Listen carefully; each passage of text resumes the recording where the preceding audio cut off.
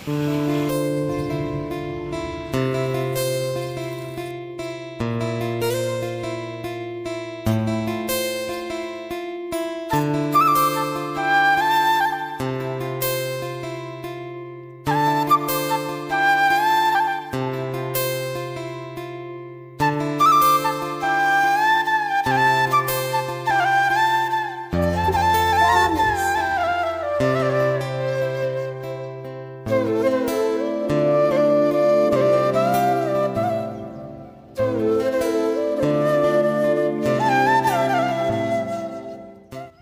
Everyone, welcome back to my channel. कसे आहात तुम्ही सगळे? रोज मी व्हिडिओच्या स्टार्टिंगला ना प्रयत्न करते की तुम्हाला थोडा गार्डनिंगचा जो आहे व्ह्यू द्यावा, म्हणजे तुम्हाला माझ्या गार्डनिंगबद्दलचं जे आहे अपडेट्स मिळतील आणि फ्लावर किती छान येत आहेत याचंही तुम्हाला अपडेट मिळेल. सो चला कामांना सुरुवात करूया. पिया आताच स्कूलला गेलेली आहे आणि सकाळी ब्रेकफास्ट वगैरे जे काय होतं ना ते सगळं माझं बनवून झालेलं आहे, टिफिन तिचा. आणि त्यानंतर गेले गेले जे आहे लगेच माझ्या कामांना सुरुवात होत असते आणि खूप ढिगभर जे भांडे असतात ते जमा होत असतात. आता घासायचे, दुपारी घासायचे, रात्री घासायचे आणि हा जो क्रम आहे ना कामांचा हा कधी संपतच नाही. तर आज त्याच रिलेटेड जो आहे आपला व्हिडिओ असणार आहे आणि काही अजून बऱ्याच गोष्टी आहेत ज्या मी तुमच्यासोबत शेअर करणार आहे. तर सगळ्यात आधी मी इथे माझे भांडे घासत आहे सकाळचे, जे मी सगळे जमा करून घेतलेले आहेत आणि मी भांडे घासते तोवर ना तुम्हाला आता एक मस्त रेसिपी दाखवते जी मी पियाच्या टिफिनसाठी बनवली होती. आणि अशी रेसिपी ना की ती तुम्ही तुमच्या ब्रेकफास्टमध्ये सुद्धा खाऊ शकतात आणि महत्त्वाचं म्हणजे हेल्दी आहे. थोडीशी ऑइली आहे पण हेल्दी आहे, त्यामुळे ही रेसिपी तुम्ही नक्की ट्राय करा. आणि तुम्ही जसं मी पियाला टिफिनमध्ये दिलं आहे तिच्या शॉर्ट ब्रेकसाठी, तसं तुम्ही तुमच्या मुलांच्या टिफिनमध्ये किंवा ब्रेकफास्टमध्ये ही रेसिपी इन्क्लूड करू शकतात. तर चला बघूयात आता रेसिपी.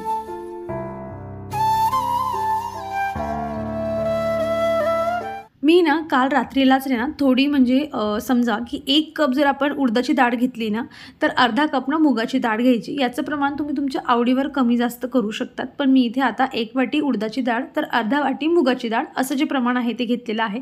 आता मी याला ग्राइंड करणार आहे. थोडे कढीपत्ते घातलेले आहेत, लसूण आणि तुमच्या चवीपुरती जेवढी तुम्हाला हिरवी मिरची पाहिजे, तिखट जास्त खात असाल कमी खात असाल त्यानुसार. आणि यामध्ये अद्रकचा तुकडाही घाला, माझ्याकडे नव्हता सो अद्रकचा तुकडा घालायचा. थोडं जिरं घालायचं असेल तर तुम्ही जिरं घालू शकतात, माझ्याकडे जिरा पावडर आहे म्हणून मी डायरेक्ट जिरा पावडर घालेल. आणि याला जे आहे थोडं दरदरीत असं जे आहे मस्त ग्राइंड करून घ्यायचं. जास्त पाणी घालायचं नाही ग्राइंड करताना, माझ्याने थोडंसं जास्त झालंच होतं. तर पहा मी इथे जे आहे जिऱ्याचं पावडर जे आहे ते घातलेलं आहे, कांदा कापून घेतलेला आहे, कोथिंबीर घातलेली आहे, मीठ घातलेलं आहे आणि जी आपली काळी मिरी असते ना तिचं पावडर असतं ना ते घातलेलं आहे. कारण काळी मिरी आणि जे उडदाची डाळ असते ना दोघांचं कॉम्बिनेशन खूप छान असतं, त्यामुळे काळी मिरीचं पावडर घालायचं. आणि याला आता हाताने छान फेटून घ्यायचं आहे. तुमच्याकडे रही असेल ना तुम्ही त्याच्यानेही करू शकतात, पण हाताने ना ही क्रिया जरा फास्ट होते. आणि ह्या पिठाला ना छान फ्लपी करून घ्यायचे. म्हणजे माझं आता थोडं पातळ आहे, जे यापेक्षा थोडं घट्ट पीठ असलं ना तर आपण असं हातात घेतल्यावर ना तर ते पडत पण नाही, एवढं ते फ्लफी होऊन जातं. आणि पहा हे पण ना याला वेळ लागतोय पडायला, तर एवढं त्याला जे आहे ना मस्त असं एका साईडनंच मिक्स करून घ्यायचं आहे गोल गोल गोल. हात जरा दुखतात पण टेस्ट खूप छान येते, त्यामुळे जे आहे अशा पद्धतीने. आणि याचा कलर पण आहे ना पांढरं शुभ्र दिसायला लागतं, कारण यामध्ये खूप जास्त जे एअर असतं ना ते जातात, बबल्स जातात आणि त्यामुळे हे पीठ खूप छान असं फ्लपी होऊन जातं. सोडा वगैरे काहीही टाकण्याची तुम्हाला गरज पडणार नाही.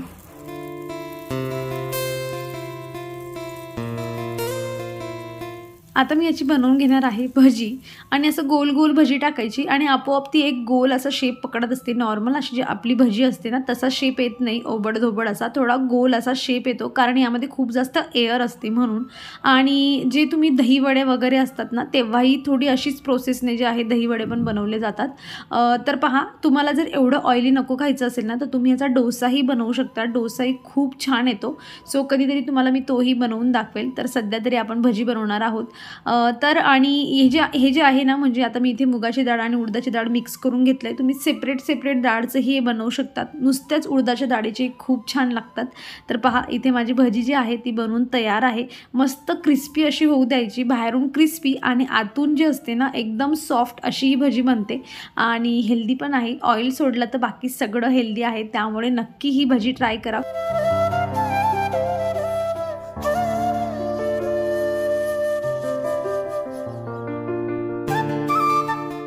तुम्ही जोवर रेसिपी बघत होता तोवर मी माझं जे उरलेलं काम होतं किचनमधलं, म्हणजेच भांडी वगैरे घासायचं, ते मी कंप्लीट केलं आणि आता किचन पण पूर्ण क्लीन करून घेणार आहे. कारण काय होतं की आता मी डायरेक्ट स्वयंपाक करायला येईल तेव्हा 11:30-12 वाजता मी येत असते. तोवर किचन असंच पडून देणं, मी तुम्हाला बऱ्याच वेळा सांगते की मला ते पटत नाही. त्यामुळे एक नॉर्मल वाईब का असे ना, मी किचन क्लीन करून घेते आणि भांडे जास्त व्हायला नको म्हणून मी जेवढे भांडे सकाळचे असतात तेही मी लगेच घसते, जेणेकरून दुपारी जास्त ढीक साचत नाही. आणि हे जे आहे मी बेडरूमपासून क्लिनिंग करायला सुरुवात करत आहे. सध्या थोडी एक्सरसाइज स्टार्ट केलेली आहे जी मध्ये बंद केली होती. तर मी थोडा मला काही इफेक्ट जाणवला तर मग मी तुम्हाला सांगते की मी काय काय फॉलो करते, कशी एक्सरसाइज करते. आणि जास्त नाही, अगदी 15 मिनिटाची एक्सरसाइज करते मी, पण मी तुम्हाला दाखवेल. आधी मला 8-10 दिवस कंटिन्यू कंप्लीट करू द्या, मग मी तुमच्यासोबत शेअर करते. आणि काय होतं आहे ना की आता म्हणजे पाऊस येतो, अगदी थोडा पाऊस येतो आणि लगेच जातो, पण पूर्ण अंधार पसरून जातं. त्यामुळे मला असं वाटते की यांना पुरेसं उजाळ मिळणार नाही. सध्या नवीन आहेत त्यामुळे यांची जरा काळजी वाटते, म्हणून म्हटलं यांना जरा बाहेर ठेवूया. कारण ऊन अजिबात नाही आहे, त्यामुळे बाहेर ठेवल्यावर त्यांना एकदम छान ब्राईट लाईट तरी मिळेल, म्हणून मी त्यांना जे आहे बाल्कनी जे आहे ठेवून दिलेलं आहे. आणि आज मला सगळ्यात महत्त्वाचं काम हे करायचं आहे. त्यासाठी मी पूर्ण जे घर होतं माझं पटापट आवरून घेतलं, पूर्ण फरशी वगैरे पुसायचं होतं, सगळं काम केलं आणि मग मी इथे आलेले आहे. तर ही माझी ड्राय बाल्कनी आहे आणि तिला मी अशा पद्धतीने हे जे कर्टन आहे ना हे लावून घेतलेलं होतं. म्हणजे काय ना, मी त्याचा डिटेल व्हिडिओ तुमच्यासोबत ऑलरेडी शेअर केला आहे, पण त्याला खूप दिवस झालेत आणि बरेच लोक नवीन आहेत म्हणून सांगते. तर हे जे व्हाईट कर्टन तुम्ही बघताय मी हे घरीच शिवून घेतलं होतं आणि मिशोवरून मी एक साडी मागवली. तिची किंमत आय थिंक 300 की 350 ह्या साडीची किंमत होती. आणि ह्या साडीला मी एका कर्टनच्या याच्यामध्ये शिवून घेतलं, इथलं सगळं मेजर वगैरे करून. आणि इथे जे आहे मी असं कर्टनसारखं तिला यूज करते, जेणेकरून थोडी प्रायव्हसी मिळते, डायरेक्ट जी हवा असते तीही येत नाही, धूळही कमी येते. आणि ही कर्टन लावल्यामुळे मग सगळी धूळ यावर बसते, त्यामुळे हे खूपच जास्त खराब झालेलं होतं. म्हणून म्हटलं आज हे काढून घ्यावं. कारण मी जसं हे बनवून म्हणजे कर्टन बनवून शिवून इथे जसं हँग केलं होतं ना, तसं मी त्याला उतरवलंच नव्हतं.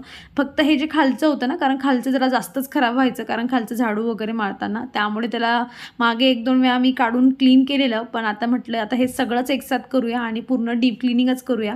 कारण याचा जो वरचा पार्ट आहे तो मी मागे एकदा तुमच्यासोबत शेअर केला होता, तेव्हा मी त्याचंही तिथलं जे काही भंगार वगैरे होते ते सगळं काढलं होतं. पण हा एरिया एवढा उरला होता. आणि काय होत होतं ना की त्यावर त्या कर्टनवर एवढी धूर बसली होती ना की थोडं उजाडही कमी वाटत होतं मला, कारण ते पूर्ण काळवटलेलं होतं. म्हणून म्हटलं चला काढून व्यवस्थित क्लिनिंगच आज त्याची करूया.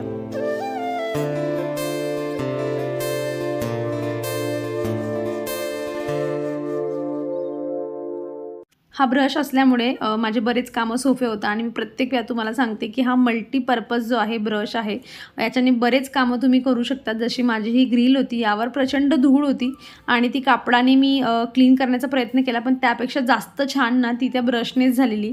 तर वरचं कर्टन माझं काढून जो होतं ते झालेलं होतं. आता खालचंही काढते. गोष्ट फक्त एवढी झाली होती की मी जी दोरी होती ना खूप बारीक यूज केलेली आहे, तर ती गाठ सोडण्यातच मला खूप वेळ लागत होता.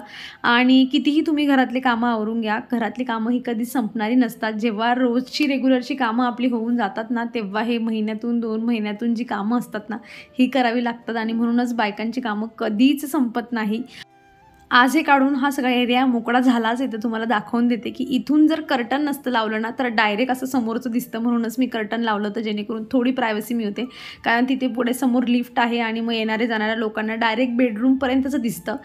त्यामुळेच मी हे कर्टन लावून घेतलं होतं. कारण आमची अशी आधी प्लॅनिंग होती की इथे स्लायडिंग करावी आणि एक रूमच क्रिएट करावा, पण स्लायडिंग डोअर वगैरे लावायला पहिल्या मुद्दा तर खूप जास्त खर्च लागेल आणि म्हणून तो होईल तेव्हा होईल, पण तोवर मी जे आहे कर्टनचा जुगाड केला होता. आणि तुम्ही कर्टन बघू शकता अगदी पूर्ण काळं झालेलं आहे. आणि हे कर्टन नसतं राहिलं म्हणजे तर एवढी सगळी जी धूळ आहे ना ती घरात आली असती. चला मी लगेच आधी कर्टन्स धुतले, कारण काय ना की आधीच एकतर ऊन नाही आहे, एकदम थोडं उजाड आहे, तर लगेच अंधार होतं, हवा पण एवढी नाही आणि लगेच पाऊसही सुरू होतो. त्यामुळे मग म्हणून मी आधी त्यांना वॉश करून घेतलं, जेणेकरून मी बाकीचे कामं करते ना तिथलं क्लिनिंग वगैरे सगळं तोवर ॲटलिस्ट हे वाढतील तरी आणि मला सायंकाळपर्यंत तो एरिया तसाच ठेवायची गरज पडणार नाही. म्हणून मी लगेच पटापट वॉश करून आधी यांना वाळवत घातलेलं आहे.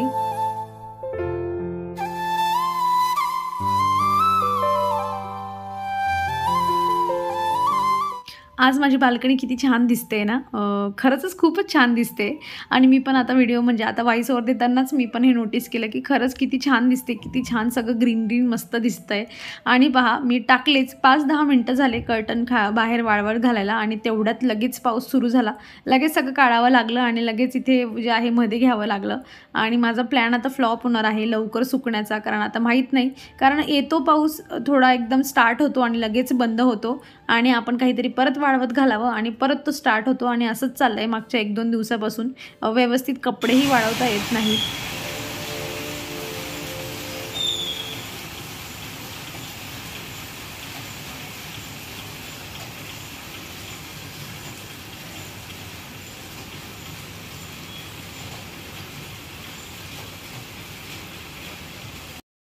आता पहा तुम्ही कर्टनचा कलर तेव्हा कसा होता आणि आता कसा झाला आहे. आणि साडी यापेक्षा जास्त फ्रेश होती अजून, पण ऑब्व्हियसली इतक्या दिवसापासून धूळ सहन करते ते थोडा तर तिचा कलर बदलणारच. पण डेली वेअरसाठी सुद्धा म्हणजे तुम्हाला जर व्हाईट कलरची साडी तुम्ही शोधत असेल ना थोडी छान कॉटनची, तर ही साडी घालण्यासाठी खूप छान आहे.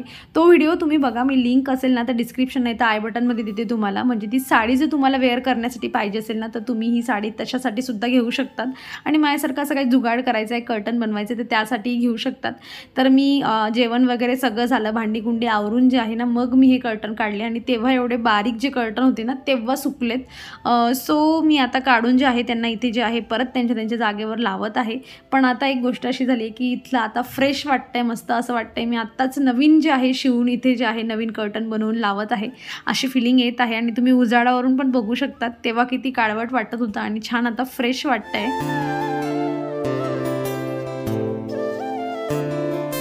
जेव्हा आम्ही असं डिसाईड केलं होतं ना की इथे स्लायडिंग जेव्हा होईल तेव्हा होईल, पण तोवर जे आहे इथे कर्टन बनवूयात, तर तेव्हा आम्ही एका कर्टनच्या दुकानात गेलो होतो आणि त्यांना म्हणजे अगदी हलक्या प्रतीचं व्हाईट कलरचं मी कर्टनचं कापड जे आहे ते चूज केलेलं होतं आणि इथलं सगळं मेजर वगैरे आम्ही करून गेलो होतो आणि त्यांना सांगितलं की अशा पद्धतीने आम्हाला कर्टन शिवून पाहिजे आहे.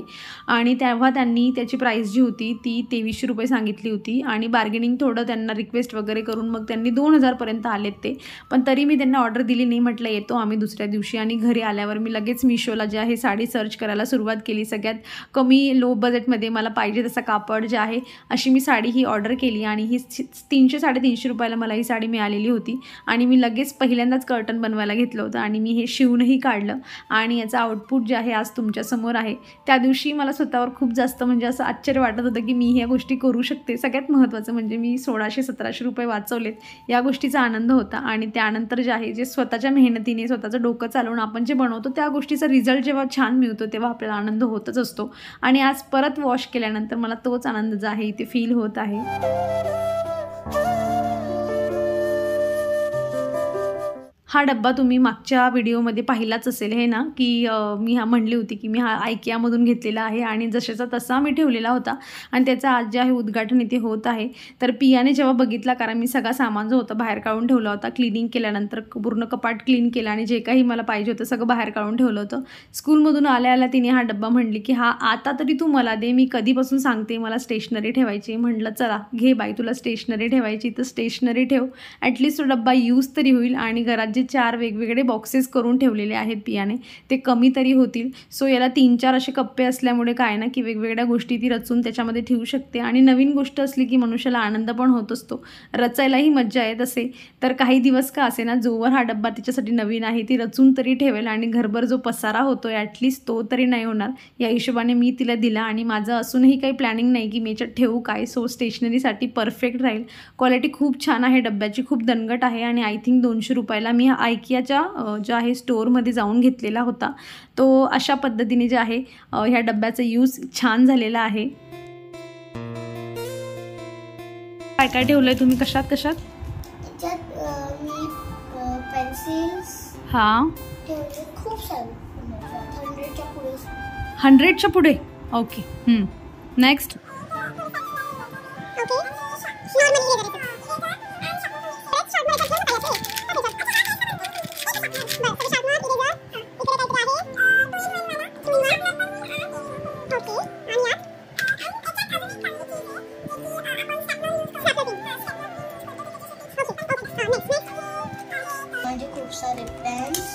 म्हणजे आता तुला हा एवढा मोठा बॉक्स देते मी, तर प्रॉमिस कर मला की तू आता घरभर पसारा नाही करणार. कर प्रॉमिस. पक्का बघ हा, इकडे बघून प्रॉमिस कर व्यवस्थित. प्रॉमिस. ठीक आहे. पियाला डायरेक्ट बोलायला लावलं तर ती एवढी स्लो बोलत होती आणि माझा व्हिडिओ मोठा झाला असता म्हणून मी तेवढा जो पोर्शन होता ना तो तेवढा फास्ट फॉरवर्ड केला. तुम्हालाही ऐकायला मज्जा आली असेल. आणि चला मी आता जे माझं छोटंसं काम आहे, जे प्लांट्स बाहेर ठेवले होते ते त्यांच्या जागच्या जागी ठेवते. भरपूर त्यांनी मस्त ब्राईट लाईट घेतली आहे. आता त्यांना त्यांच्या जागेवर जावं लागेल. आणि मीही माझा व्हिडिओ आता संपत आहे. अपेक्षा करते की तुम्हाला आजचा व्हिडिओ आवडलेला असेल.